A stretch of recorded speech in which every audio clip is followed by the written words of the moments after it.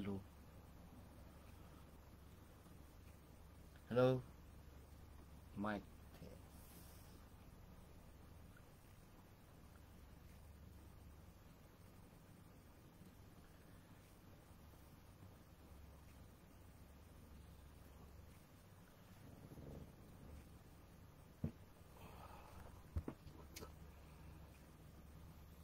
Purihin ang nag-iisang Diyos na buhay, ang iisang Diyos ng Biblia, ang Panginoong Yeshua o Jesus lang.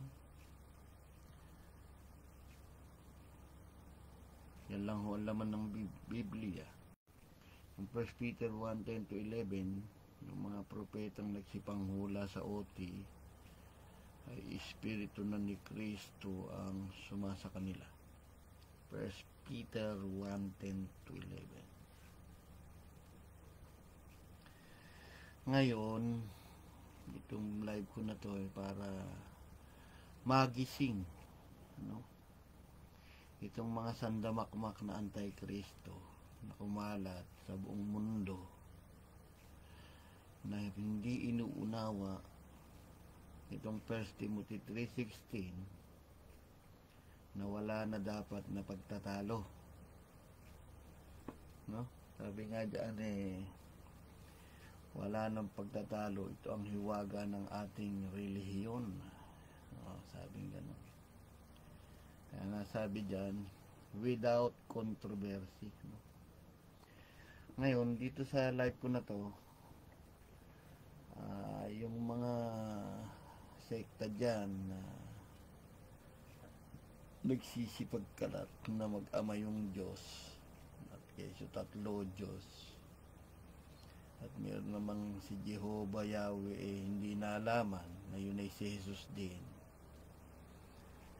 Kumalat na yan sa buong mundo na puro anti-Kristo, no?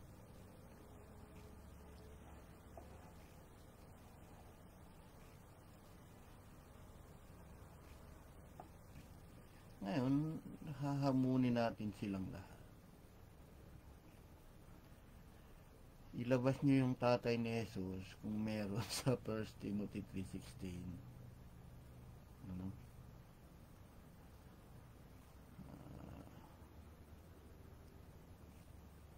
Sige. Tingnan natin. Una, sabi sa 1 Timothy 3:16, and without controversy, wala nang pagtatalo, great is the mystery of godliness. Ito ang hiwaga raw ng ating reliyon at yung mystery ng God. Ano ba hiwaga ng Diyos? God was manifest in the flesh. Jesus.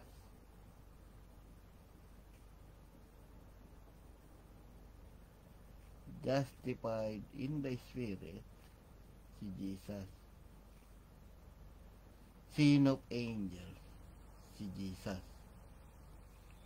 Preach unto Gentiles, si Jesus. Believe on in the word, si Jesus. Receive up into His glory, si Jesus. Teka, parang mali sabi niyo. Ba't may God dyan na nagmanifest sa place, ba? Balak sumingit nung ama ninyo, di ba? No? Sabi niyo, God was manifest in the place, ba? So, ibig sabihin, sisingit yung God na Father ni Jesus na nagmanifest sa place. Isisingit ng mga anti-Kristo, bubutatain naman yan ng 1 John 4:2 and 3. Sino ba yung nagmanifest sa place? Okay. Ang sabi dyan ay God was manifest in the place. Sino ba yung God? Sa 1 John 4:2 and 3, hereby know ye the Spirit of God. Malalaman nyo raw yung taong kausap nyo may Espiritu ng Diyos. Ano yung sinasabi ng kausap nyo? Every spirit that confesseth that Jesus Christ is manifest in the flesh is of God. Jesus Christ is come in the flesh is of God. At siya pala yung God na nagmanifest sa flesh. Ayan, tinutumbok yan. Jesus, sabi yan. Every spirit that confesseth that Jesus Christ is come in the flesh is of God. And every spirit that confesseth not that Jesus Christ is come in the flesh is not of God, and this is the spirit of the Antichrist. Mga kampo ng demonyo dyan, nasangkatutak. Paano mo raw malalaman na ang isang tayo may spirit ng Diyos? Ang bawat espiritu na nagpapahayag na si Jesus ay naparitong nasa laman ay sa Diyos. Tinumbok yan. Si Jesus yung naparitong nasa laman. Ito yung God na magmamanifest sa flesh. Ang pangalan ay Jesus.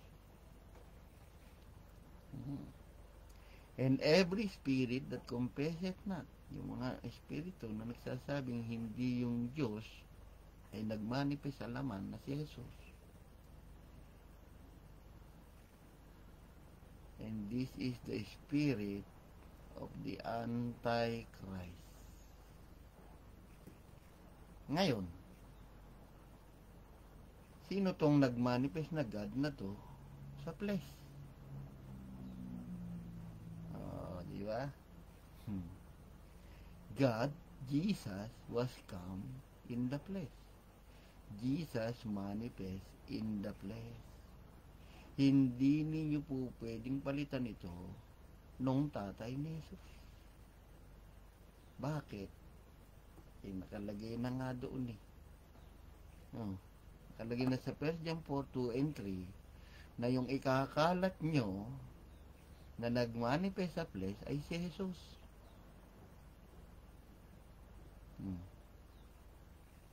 So, buta tayong tatay nyo. Yung John 8:44 nyo. Kasi ayaw nyo maniwala na si Jesus is the Father. Titigas ang ulo nyo. Kung meron pa kayong aral na Jesus has a Father, na mas kampo ng demonyo, na inaral pa yung kinuha pa yung pangalan ni Jesus, ginawa namang pangalan ng tatay na hindi naghirap dito sa lupa, at yun ang kanilang pinapupurihan. So, tapos na tayo dyan. Hindi nyo mababali na yung nagmanifest sa flesh na dapat nyong ikalat ay si Jesus. Okay? Dako tayo sa second. Justified in the Spirit. So, yun yung bautismo ng kalapate. Okay? Ano sabi sa John 1:33 kay Elijah Juan Bautista ni Jesus? Paglaki mo, sabi niya, pag nagkita tayo, sabi ni Jesus, and I know him not. Hindi ko makilala siya nun Sabi niya, ganun si Jesus, tinutukoy niya. But he that sent me to baptize with water, the same said unto me. Kita niyo na? Siya rin yung nag-utos, upon whom thou shalt see the Spirit of the dove descending and remaining on him. The same is he which baptizeth with the Holy Spirit. Jesus din yung nagsabi sa kanya, makikitaan mo ko ng kalapate at ako yung magbobotis mo sa Espiritu Santo.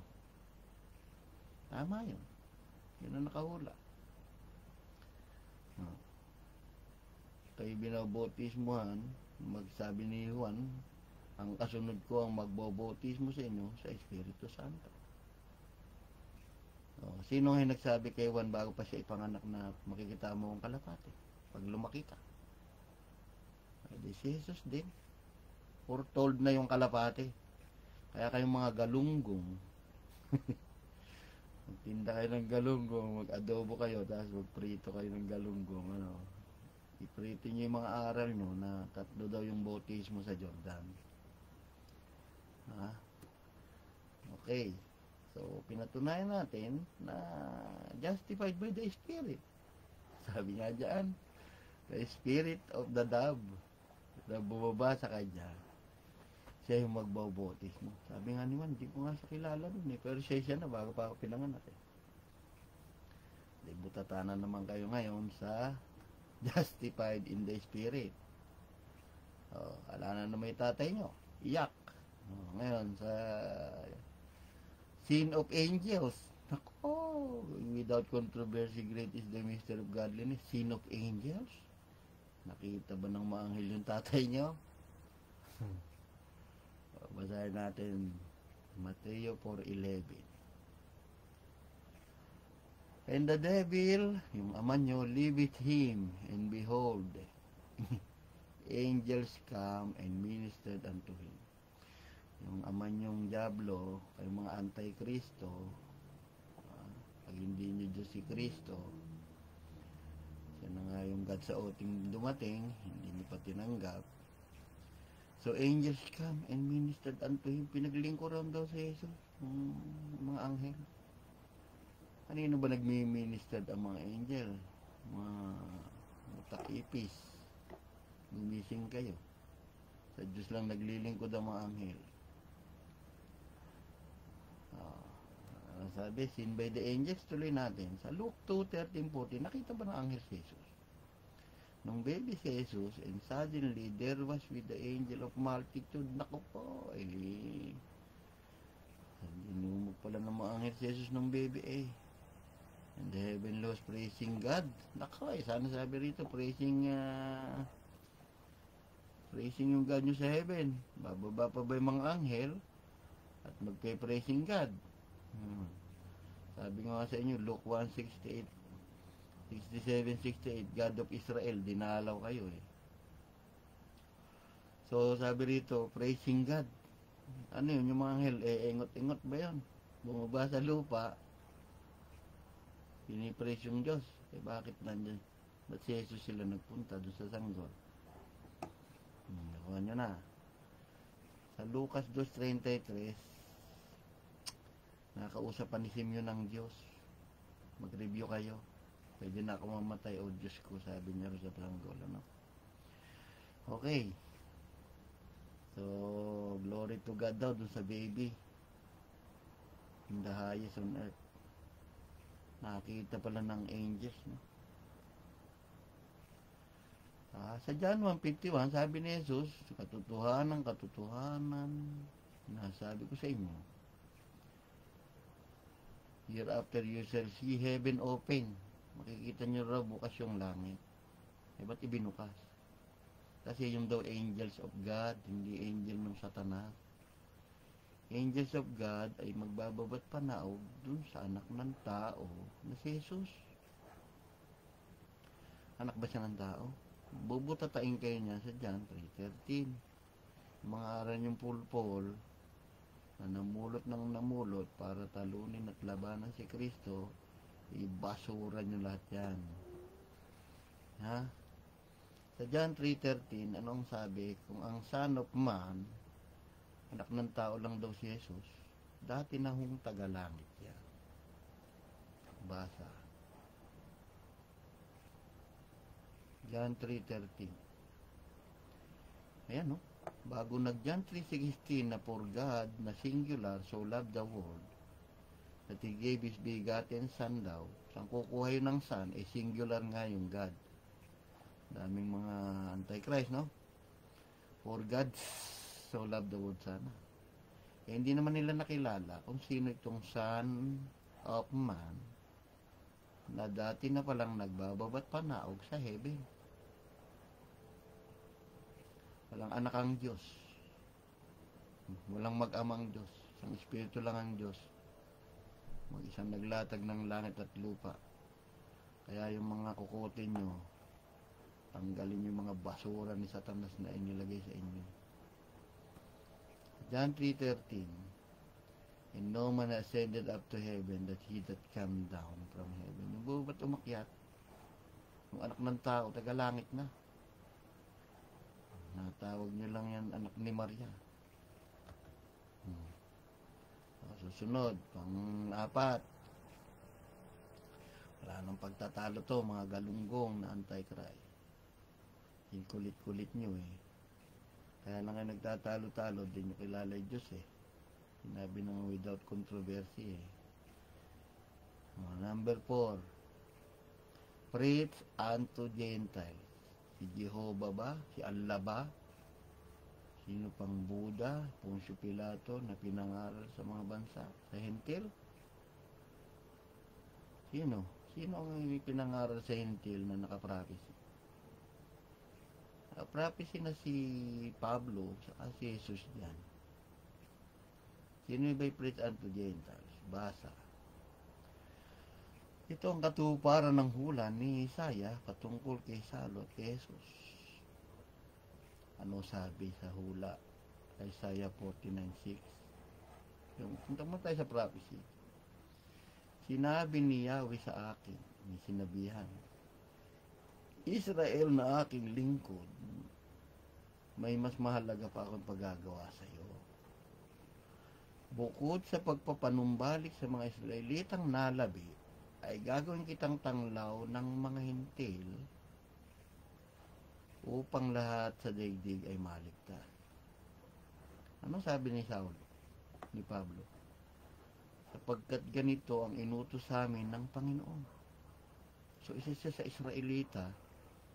Dahil si Pablo po ay isang Benjaminita sa Pilipos 3:5 na tinuli ng 8 araw ng pagkapanganak. Kaya yung mga Muslim dyan na nagagalit kay Pablo, mas mahigit ang karapatan ni Saulo, Pablo na Benjaminitang Israelita kaysa dun sa Muhammad nyo na sumulpot lang. Okay? Dami yung antichrist eh. Nakakalat na sa buong mundo to eh.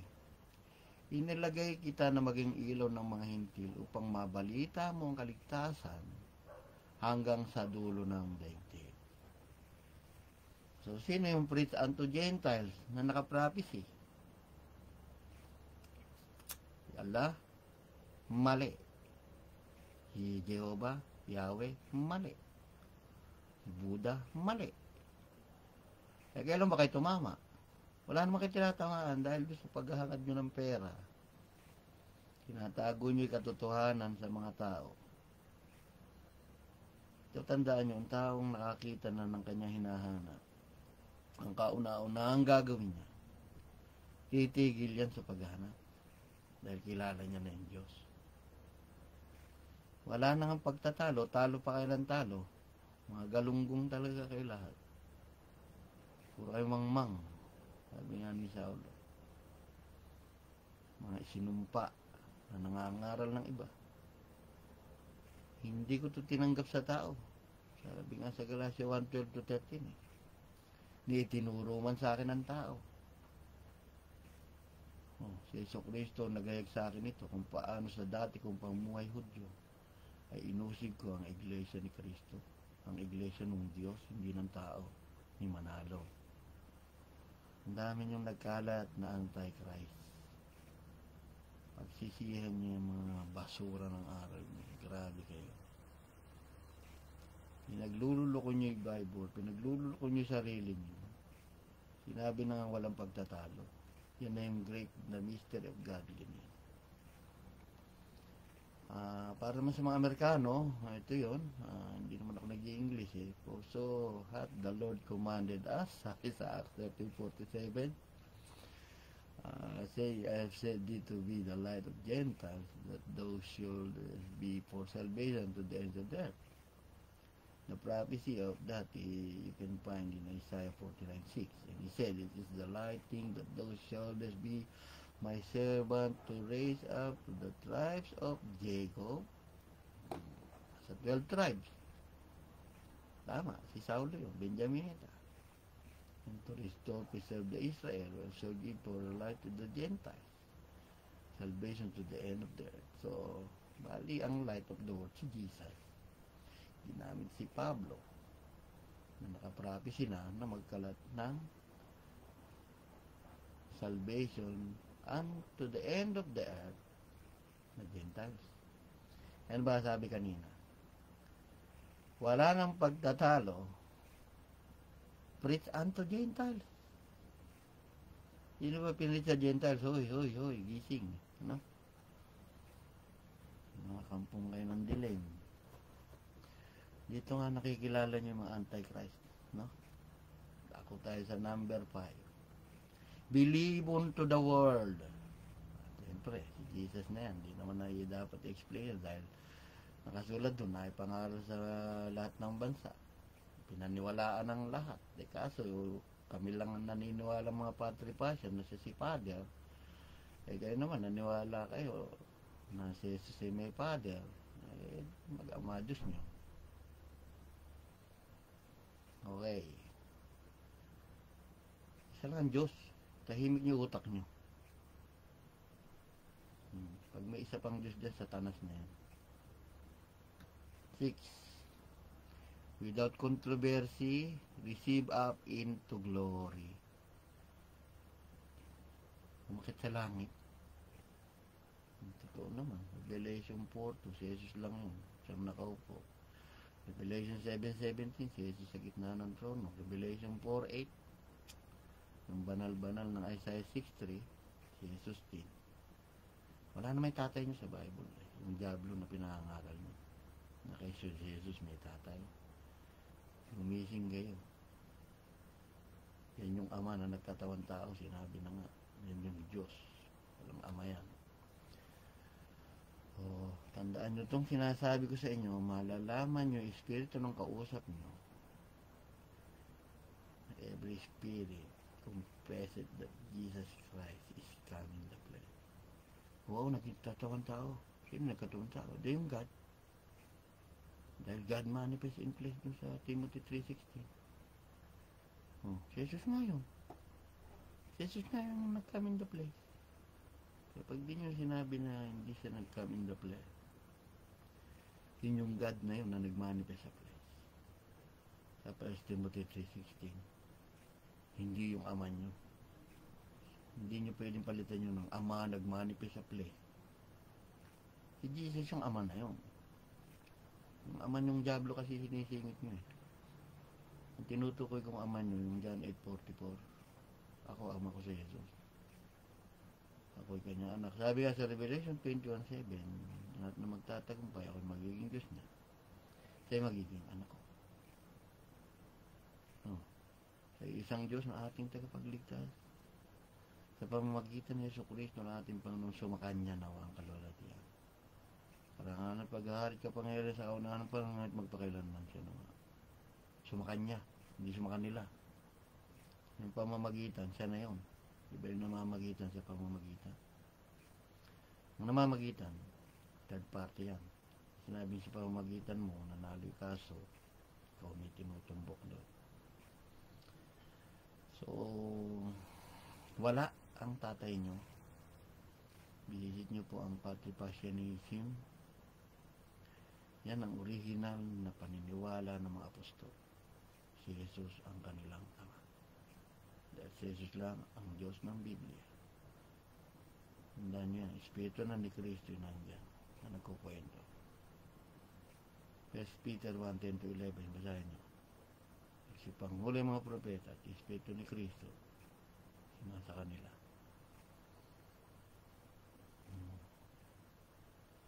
So, wala kayong maisingit na ama nyo rin sa 1 Timothy 3:16 na ama ni Jesus na dumating, no? Yun talaga yung nagmanifest sa laman. Jesus. 1 John 4:23. Hanggang dito na lang po. At sana nga ay magising kayo. Hindi kayo nagtatalo-talo pa. Tutukan nyo yung 1 Timothy 3:16. Pag nailagay nyo yung ama ni Jesus dyan, panalo kayo. With Jesus, there is victory. Mag-aral kayo mabuti sa Diyos. Huwag yung labanan ng Espiritu Santo ng Panginoon sa Kristo.